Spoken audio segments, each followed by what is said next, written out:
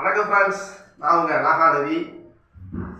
இன்னைக்கு பார்த்தீங்கன்னா இந்த 3 பந்தை பிடிக்கக்கூடிய பால் சுப்ளிங்க கேப்டன் விஜயகாந்த் சார் நம்மளாம் எப்படி பிடிக்கிறது அப்படின்னு சொல்லி நமக்கு எக்ஸ்பிளைன் பண்ணால் எப்படிங்கிறத இந்த வீடியோவில் பார்ப்போம்.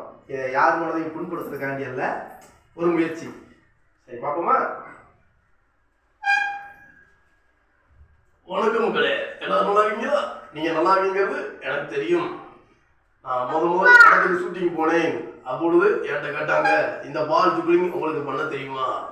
முடியாது என்ற வார்த்தை முட்டாளுக்கு சொந்தமானது, முடியும் என்ற வார்த்தை அறிவாளிக்கு சொந்தமானது என்று நான் சொன்னேன். கடுமையாக முயற்சித்தேன். முதலில் 2 பந்தை பிடித்து எக்ஸ் டைப்ல இப்படி பிடித்து பார்த்து கொண்டே இருந்தேன்.